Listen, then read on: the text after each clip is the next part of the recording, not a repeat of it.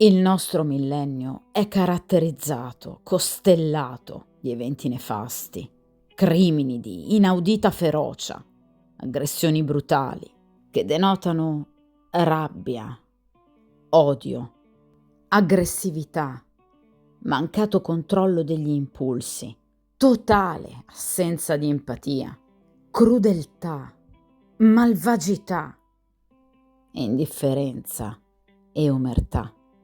Ed ovviamente enorme sofferenza in chi li subisce, se non addirittura la morte. Bambini che perdono la vita in un raid di guerra in fila per il pane, mentre attendono di poter stringere tra le proprie manine un pezzo di pane davanti a una panetteria, delle bancarelle per il cibo. Una dolcissima studentessa, giovane, che perde la vita in modo brutale per mano dell'ex fidanzato pochi giorni prima della propria laurea, pochi giorni prima di poter coronare i suoi sogni in riferimento al suo futuro. Una bellissima ragazza, una futura mamma, che viene uccisa dal proprio compagno, con ancora il suo bambino in grembo. Una giovane donna che passeggia in una bella sera d'estate, in una calda sera d'estate, serena, sognando il proprio matrimonio, il proprio futuro con l'uomo che ama, ascoltando della musica. Viene uccisa brutalmente, vilmente, da un perfetto sconosciuto. Un giovane di ritorno dal proprio turno serale di lavoro, che chatta con la propria compagna, con la propria fidanzata, pieno di sogni, di speranze, anch'egli pensando al matrimonio, e che perde la vita per un paio di cuffiette, ucciso, solo, brutalmente. Ed una ragazza, quasi ancora una bambina, che viene brutalmente violata dal branco, da giovani coetanei, alcuni da lei conosciuti, di cui si fidava e di cui ora porterà per sempre un tremendo ricordo. E potrei andare avanti per ore, poiché i fatti di cronaca sono purtroppo assai numerosi. Ma esiste un antidoto a tutto questo? Quali sono, dunque, i primi passi verso un orizzonte più sereno che ci permettano di sperare e costruire, mattone su mattone, mattone dopo mattone, una società più giusta, più sana, dove la brutalità e la malvagità siano messe al bando e arginate, combattute e vinte? Il primo passo ci porta alla consapevolezza e ci viene egregiamente spiegato dalla biologa e zoologa, appassionata scienziata statunitense Rachel Carson. Finché non avremo il coraggio di riconoscere la crudeltà per quello che è, che la sua vittima sia umana o animale, non possiamo aspettarci che le cose vadano molto meglio in questo mondo. Dunque è fondamentale parlarne insieme, con i propri amici, con i propri colleghi, con i propri familiari, con i propri figli, con i propri allievi. Parliamone perché il dialogo apre alla riflessione e quindi alle soluzioni.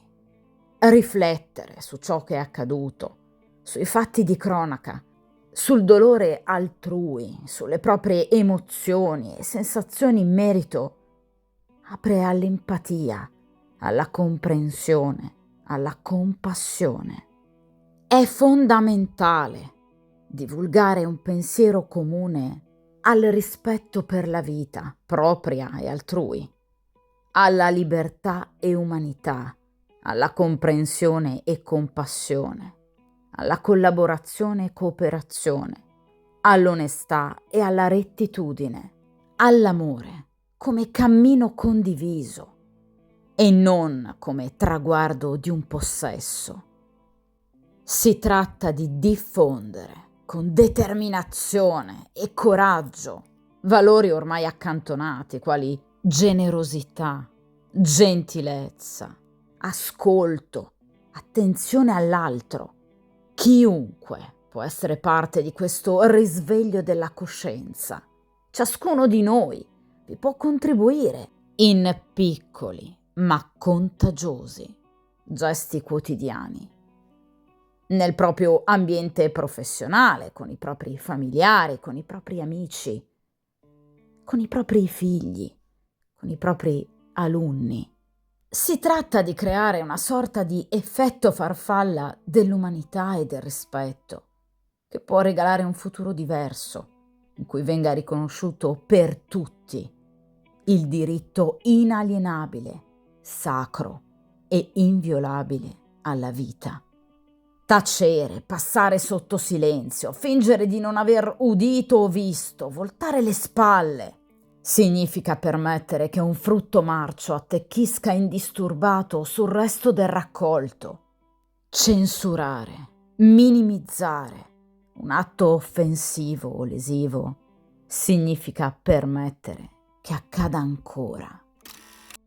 Il secondo passo per una società più giusta e più sana ci porta alla protezione, alla difesa e all'aiuto e ci viene consegnato con semplici ma efficaci parole dal grande e compianto Mahatma Gandhi. Ritengo che quanto più una creatura è indifesa, tanto più ha diritto alla protezione dell'uomo dalla crudeltà dell'uomo. Proteggere chi amiamo da angherie e pericoli e difendere chi subisce inerme, soprusi e disonestà in nome della giustizia e del rispetto ha un sapore così dolce e rassicurante in una società gestita dalla prepotenza e dal ricatto. C'è chi ne ha fatto la propria professione, c'è chi ne ha fatto un modus operandi di vita, ma comunque, credetemi, c'è ancora chi ha fede nel mutuo soccorso, nel sostegno, nell'appoggio e nel conforto. E c'è ancora chi è pronto a darvene. Una società malata non deve portare ad inutili generalizzazioni. Gli esseri umani sono interiormente, emozionalmente, psichicamente diversi gli uni dagli altri. C'è infatti chi ha scelto di dare ampio spazio alla propria oscurità interiore, l'ombra junghiana, compiendo ad esempio atti malvagi. C'è invece chi vuole guarirla e sanarla questa oscurità, operandosi per la difesa di chi non può e non sa difendersi. Non si deve perciò mai perdere fiducia nel genere umano, in una umanità che non ha perso del tutto la propria umanità. Ed è proprio con questa consapevolezza che vi invito al sostegno, all'ascolto attivo, all'attenzione, all'appoggio emotivo e pratico, alla difesa, alla protezione di chi amate, ma anche al rispetto, alla cooperazione, alla comprensione, alla gentilezza, alla collaborazione, al supporto, all'onestà, alla lealtà, all'altruismo, rispetto a chi vi sta attorno, con chi vi sta attorno.